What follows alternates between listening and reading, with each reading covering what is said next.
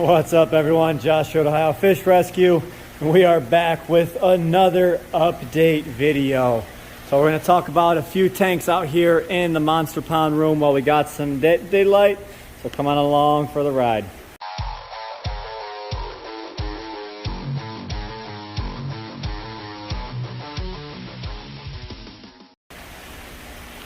So you guys always want updates on, everything that involves the monster pond. It's a neat feature. It's awesome. But we're looking back here at the native tank.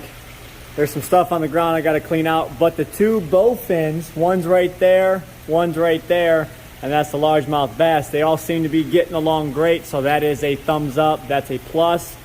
And everyone seems to be leaving these females alone in the monster pond too. I haven't seen them get progressively worse. They've been they've got the wounds that they had, and they've been getting a little bit better as time goes on, although I do see some breeding activity going on still, so we shall see what's going on with that. You guys can see these stingrays are going in and out of these rocks looking for more food. I just got done throwing some food in here for these guys. I had some left over from feeding the tanks in the other room. So I threw the extras in here because, they might enjoy a little bit of extra feed. So that's why you see everyone a little bit active right now around this area.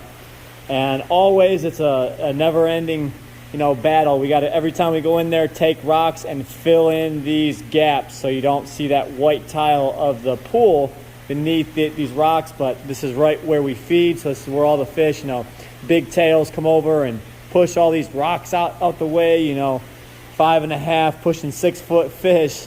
He's probably 60, 80 pounds. He swipes his tail, and there goes a 5-gallon bucket full of rocks. You guys can see all these rays hiding in these caves and up on this ledge. They absolutely love this hot water. But I'm walking around, and I want to show you guys the bass tank because it is doing well. It's doing pretty awesomely. I don't know why he has this ladder here. But everyone seems to be doing well in here. I have seen the Temensis eat, sporadically. He's not eating every single time. As you can see, he's not as fat as the rest of these guys, but given that he is eating now, it's just a matter of time. Look at him. Looks like that thing's about to explode. That's crazy. Oh, you can see the belly on this azul, pretty big. On that kelberry, he's also a big fat boy. That Pinema eats more than this one, but they do both eat. But you know what? I'm leaving for Hawaii here soon, so I need to, as soon as I get back, go through all these tanks and do a real deep cleaning of everything so they can be up to their former glory. But let's take a walk out back and see exactly what's going on out here. We are in the middle of a big snowstorm. As you guys can see, that big white spot is the pond. Right here is the river system for the pond, and as you can see, the water is still running. We have this little area that is thawed. The whole top of the pond is frozen, and the water goes in underneath the ice into the overflow, and it's flowing. As you can see, even that pond back there, the waterfall is still running. You can see a little bit exposed right there, but the rest is all frozen over with ice. But this is what we're dealing with right now. You can see all this snowfall. It's been non-stop. We're supposed to get 14 inches by the morning. Everything's blowing up on here to the deck. Let's go back inside where it's warm. We still haven't made progress on this. We'll start probably moving this Dwight Howard tank once I get back from Hawaii and I have some time. There's a lot of prep work that needs to be done, like all this stuff moved, the couches moved. I need to get with the grinder and cut this out, move that tanning bed. So that there's going to be just a weekend day of just full prep work going on here. So we will slowly get that done, but I'm just letting you guys know it is getting done. While I'm over here, let's go ahead and give you an update on the sturgeon. If some of you guys watch TikTok, I do little snippets and updates on TikTok as well.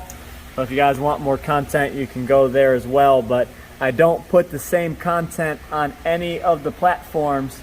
So if you see it on there, you know, I might do, you know, Instagram and TikTok, same clip on there, but YouTube and TikTok and Instagram is usually different content. But you can see how much color she has and how content she is, and she's just going around the bottom, grazing, looking for food. You'll see her drop her mouth here in a second. There she goes. She just sifts through the sand all the time, so definitely impressed with her. But she'll be going out into that pond I just showed you out back, the koi pond, once spring hits. And we've got some news with that. Greg Woodstock's supposed to be coming back and giving us a little pond upgrade there, so definitely be excited for what happens there. And this beauty will join the pond. That'll be something exciting. So, you know, there's lots of questions about this pond right behind me. And yes, it is indoors. It is tropical pond. The water is heated. The air, however, is not. But, you know, it's 20 degrees outside. And right now, I'm in a tank top. And I'm completely fine in this room. It's probably about, I'd say, like 65 degrees, maybe a little bit warmer. But the pond actually keeps the air in this room a little bit warmer. So that's a good thing. So people were mentioning things about, they seen me in a video the other day, and you know, they were asking if the water was cold. You know, that might be why the stingrays aren't breeding. That's not it at all. This water is 85 degrees. The reason it was so cold in here is once that fan kicks on and you're in 85 degree water and then you get up into this cold air, it is really shocking and really cold to do you. So, you know, it's a little bit harder on the body. But if you're down in the water right next to the heat, it's actually pretty warm. 85 degrees is 85 degrees. Look at that stingray, beautiful fish. But yeah, everyone in this pond seems to get along. Everyone is doing great. We actually have those two color morph gars in there. They're starting to be a little bit problematic in that 2200, at least the big guy for sure. So once I get back from Hawaii and we can put a couple more eyes on it, we might move the big color morph gar out here to the monster pond. And my God, he'll grow even more, because he's, you know, doubled in thickness since he's came here, and he's put on a lot of weight. So he's just waiting to be upgraded. And you guys keep asking about the other arapaima. When's the other arapaima coming into the monster pond? When's this? When's that? So the answer to that is when we're ready. He's probably got about another foot I want him to put on in size before we even try this again, because Brutus here doesn't really like other arapaimas. So our ideas here and what we're going to do, option A, we could, you know, fence off part of the pond, put one on this side, put one on that side, and be able to have them in the same water and they get used to being around each other. Or we make some sort of floating container. We can put the smaller arapaima in and let it float around the top, and there will still be, you know, netted off, and these two can get acquainted with each other, and hopefully that will not, you know, interfere, and they will get along once that net is out of the tank. Because, you know, the last time we tried it, it didn't end so well, so we want to try something different this time. And we'll be able to monitor them that way too. You know, you'd be able to tell if Brutus was ramming the side of the net trying to get to the other arapaima, or all that nonsense. So that's what we're wanting to do with the other arapaima. And, you know, that probably still a couple more months down the road, maybe even at the end of summer sometime, because the other arapaima is probably pushing 3 feet right now. Like I said, I want them at least 4 foot. But that doesn't mean Brutus is going to stop growing, but the growth rate on Brutus is much slower than the growth rate on a smaller arapaima. So by the time it takes Brutus to get to 6 foot, that arapaima will be at 4 foot. So that's a little bit of a trade-off right there, and hopefully that works out for us, and we'll be able to make this a happy ending. We've got the other arowana in the pond with Brutus too. We've actually got fish all over the place. We've kind of been playing, you know, musical chairs with lots of fish around here, because, you know, so sometimes fish aren't getting the right food, or one fish starts acting like a jerk, and you need to make plays and, you know, move certain fish around.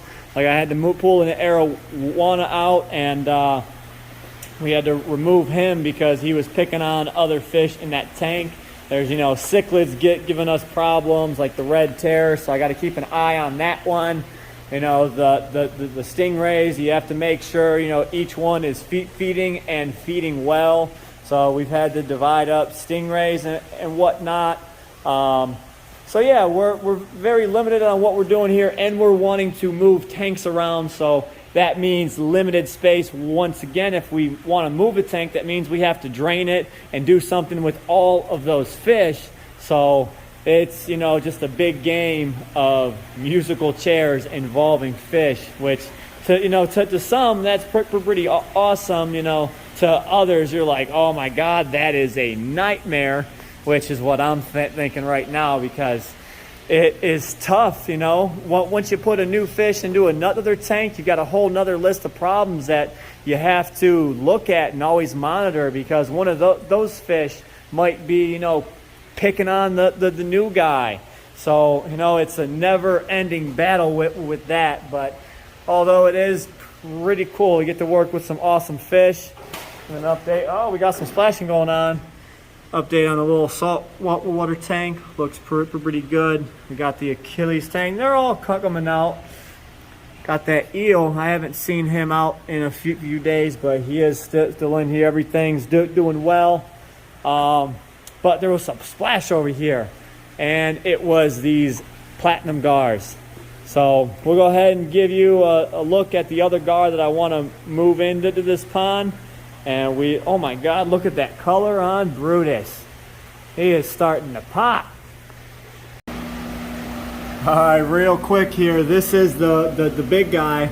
He's probably close to being as round as a 2-liter bottle, which is pretty big. So I'd say he's close to 30 inches long.